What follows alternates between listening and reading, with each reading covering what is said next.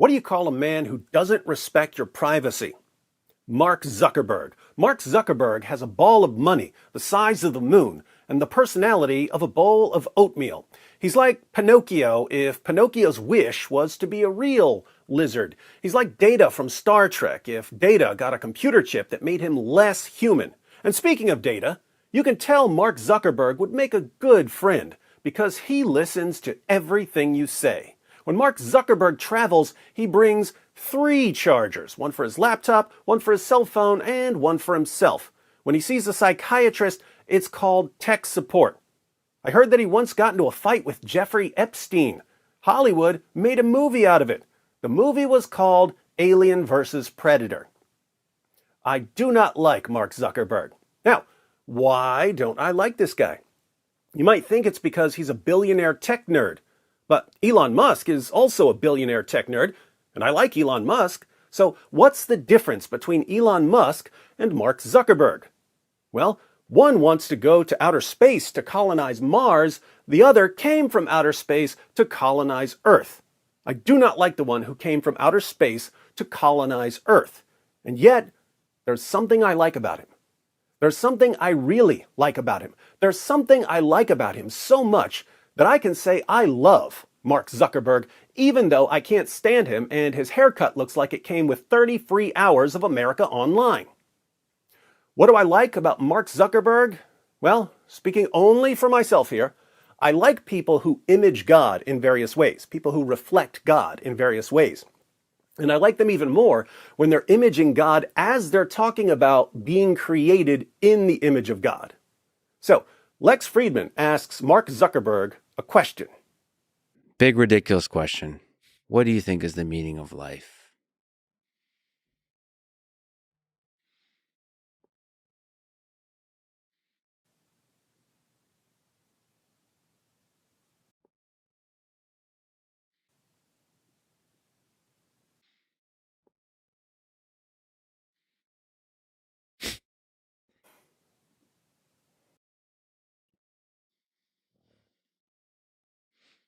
I think that, there are probably a couple of different ways that I would go at this. But I think it gets back to this last question that we talked about the duality between you have the people around you who you care the most about, and then there's like this bigger thing that maybe you're building. Lex asks him about the meaning of life, and Mark focuses on 2 things, relationships with other people and building things. I think Mark may be onto something. And I think that in my own life, I sort of think about this tension, but I started this whole company and my life's work is around human connection. So I think it's intellectually probably the thing that I go to first is just that human connection is the meaning. Mark thinks that we don't value human connection enough.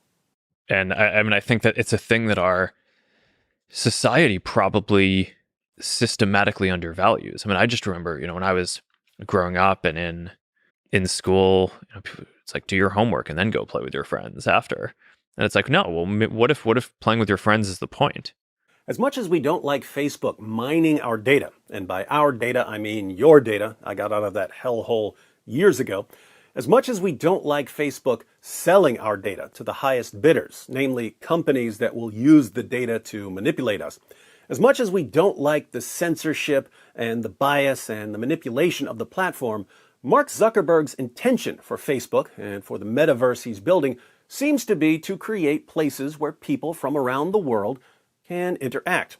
He wants to use the internet to increase human connection. He wants to bring people closer together. The endless chunks of money he makes while doing it are just a perk. So, human connection is part of the meaning of life. But the other part is building something. There's a rabbi who I've studied with who kind of gave me this. We were talking through Genesis and the Bible and the Torah, and they're basically walking through. It's like, okay, you go through the 7 days of creation, and it's like, why does the Bible start there? Right? It's like it could have started anywhere, right? In terms of like how to live.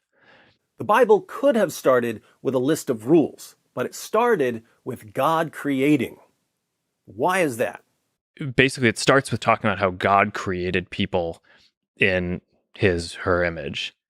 But the Bible starts by talking about how God created everything.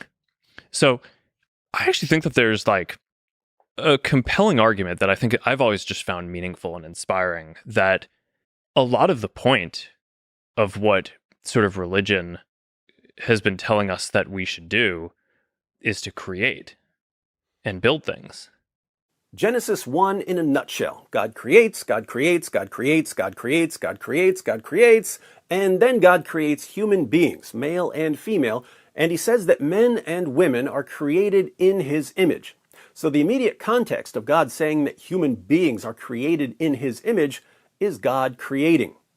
I really like watching people fumble their way to an important point.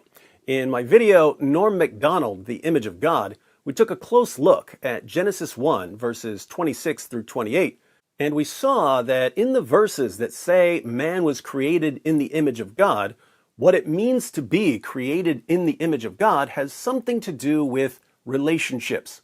In the verses that say man was created in the image of God, there's man's relationship with God, there's man's relationship with other human beings, and there's man's relationship with the natural world. And man was created to image the eternal God in all three of these relationships. That's the meaning of image of God you get from Genesis 1, 26 through 28. But as our new friend Mark pointed out, the context of that passage is God creating a universe. So God creates a place for people to have relationships, and he says that men and women are created in his image. What does Mark Zuckerberg, who's created in the image of God, do with his life? So these things are not necessarily at odds. I think that's, and I think probably to some degree you'd expect me to say something like this because I've dedicated my life to creating things that help people connect. He creates digital worlds for human relationships. Talk about imaging God. Now, unfortunately, the interview ends right after this, but we can think through this a bit more. Mark Zuckerberg and co. created Facebook, which is a kind of world where people interact. But now they're creating the metaverse, which is an actual virtual universe. So he creates a universe for people to build connections. And what do people do with the universe they've been given? They instantly start horribly abusing each other. A British woman who recently decided to join the Zuckerverse says that she was virtually gang raped within seconds of joining. Her avatar was gang raped virtually. Think about this. You build a universe. You want to bring people closer together. And people use the universe you built for gang rape. So, what do? You make some rules. You put together a trust and safety team to enforce the rules. But as soon as you start making and enforcing rules, everyone starts complaining. Because wherever you draw the line on any difficult issue, there are going to be people on one side of the line who say you're being too strict, and there are going to be people on the other side of the line who say you're not being strict enough. There's a lot of push. There's things like, okay, you've got to do more. There's clearly a lot more bad content that people aren't reporting or that you're not getting to, and you need to get more effective at that. And I was pretty sympathetic to that. But then I think at some point along the way, there started to be almost equal issues on both sides of, okay, actually you're kind of taking down too much stuff, right? Or some of the stuff is borderline and it wasn't really bothering anyone and they didn't report it. So is that really an issue that you need to take down? Whereas we still have the critique on the other side too, where a lot of people think we're not doing enough. As we built the technical capacity, I think it becomes more philosophically interesting almost where you want to be on the line. The challenge with free speech is that everyone agrees that there is a line where if you're actually about to do physical harm to people, there should be restrictions. The thing that everyone disagrees on is what is the definition of real harm? The result is that everyone is angry. And who do we get angry at? The one who built the platform, or the metaverse, or the universe. And we don't just get angry about the rules, we get angry because the people who enforce the rules are, quite frequently, total scumbags. The reason I left Facebook wasn't that I had a problem with the rules. I had a problem with the people who were paid to enforce the rules because they didn't seem to care about the rules at all. They just seemed to ban a person for saying something they didn't like. So someone would send me a death threat. I would take a screenshot of the death threat and I would post it and say, "Hey everyone, look what this guy just said. He said he's going to kill me." I was trying to shame the person. And Facebook would suspend me for hate speech. I once got suspended for posting a famous picture of a man who refused to salute Hitler. I posted the picture with a circle around the guy who refused to salute Hitler and a caption that said, "Be this guy. Be the sort of person who wouldn't salute an evil person, even if everyone around you was saluting the evil person." Facebook banned the picture as hate speech. Kind of ironic. It's like Facebook was saying, how dare you tell people not to submit to an evil and corrupt authority? This happened over and over and over again until I got sick of the platform and left. Now, it wasn't Mark Zuckerberg who was banning my posts and repeatedly suspending me. It was either morally depraved or irretrievably stupid content moderators who were suspending me. But I had no idea who was banning content that should never be banned. So who did I come to despise? You guessed it, the face of Facebook, Mark Zuckerberg. He's the one who set up the massively defective system, so he's the one I didn't like. I now have no desire to be on Facebook and no desire to enter the metaverse. In fact, I can only think of one reason to enter the metaverse. You know what we should do? We should all join the the metaverse. Then we should wait a while.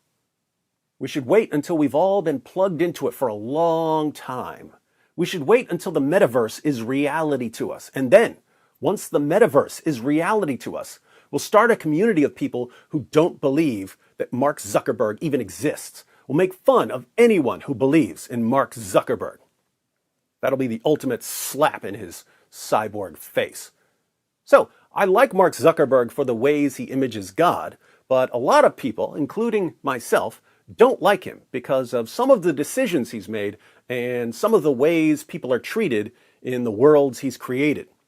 This hostility towards Mark Zuckerberg leads to an intriguing question. Why do you think so many people dislike you? Some even hate you. And how do you regain their trust and support? Given everything you just said, We know why people don't like Mark Zuckerberg, so the important question is, what can Mark do to regain people's trust? Mark has no clue. I can only speak for myself here, but I can tell you all exactly what Mark Zuckerberg could do to regain my trust. Mark is building the metaverse. Many people are going to use the metaverse to abuse and degrade each other. So, rules will need to be made. Rules will need to be enforced. But the people who are paid to make and enforce these rules will also use their positions of power to abuse and degrade users. And there will be absolutely nothing that users can do about it. Same as Facebook, same as Twitter, same as YouTube. Users will feel completely helpless as the people who are given power over them use that power to abuse them. And these same users who feel helpless will think about Mark Zuckerberg and his billions of dollars, and he'll seem like he's incredibly distant, so distant that it's like he's in another world. If Mark Zuckerberg wanted to regain my trust, he would have to enter the metaverse, not as Mark Zuckerberg with all his privileges, but as a normal user. The people who run the metaverse, the people who enforce the rules, the other users, they couldn't know that he was Mark Zuckerberg. He'd have to live like any other person in the metaverse. Then he'd have to expose the problems in the metaverse from within the metaverse. He'd have to expose the horrible behavior of other users and especially of the people who enforce the rules. He'd have to be attacked and beaten by other users who are angry at him for shining a light on their behavior. He'd have to be repeatedly suspended by the people who enforce the rules because they don't like what he's saying. He'd have to be horribly mistreated while doing absolutely nothing wrong until the people who enforce the rules terminate his account. That's what he'd have to do to regain my trust. Whatever else Mark Zuckerberg did after that, I would at least know that he understands what it's like to be in the world he's created. Imagine a creator who did that.